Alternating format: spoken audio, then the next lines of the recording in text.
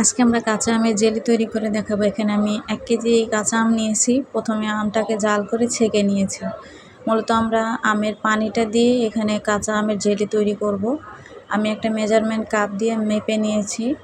এরপর আমি যেই কাপ দিয়ে মাপি সেই কাপ দিয়েই ডাবল পরিমাণ চিনি দিব। এখানে চিনি দিয়ে আরও কিছুক্ষণ জাল করে এরপর একটা কাচের জারে ঢেলে নিয়েছি। এটা ঠান্ডা হওয়ার পরে জমে যাবে। আপনারা চাইলে এখানে কিছুটা আগার আগারও দিতে পারেন, কিন্তু এটা চিনির মাধ্যমে জমে যায়। আগার আগার না দিলেও এটা জমবে। দেখতেই পাচ্ছেন ঠান্ডা হওয়ার পর এটা কীরকমভাবে জমে গেছে, একদম পারফেক্ট জেলির মতো।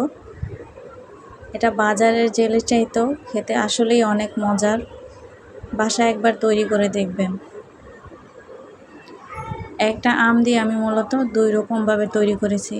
প্রথমে আমটাকে সেদ্ধ করার পর পানি দিয়ে আমি এখানে জেলি তৈরি করেছি, আর অবশিষ্ট যে আমটা ছিল সেই আমটা দিয়ে আমি আমসত্ত্ব তৈরি করে ফেলেছি। আপনারাও চাইলে একটা আম দিয়েই 2 রকমভাবে করতে পারেন। পানিটা দিয়ে জেলি তৈরি, আর বাকি অবশিষ্ট যে আমটা ওইটা দিয়ে আপনারা চিনি দিয়ে জেলি তৈরি, আমসত্ত্ব তৈরি করে ফেলতে পারবেন।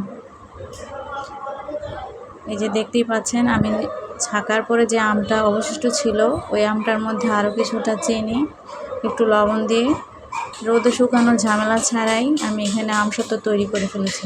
এখানে আপনারা চাইলে কিছুটা আগার আগার দিতে পারেন, তাহলে আর রোদে দেওয়া লাগবে না, ফ্যানের বাতাসে এটা শুকিয়ে যাবে।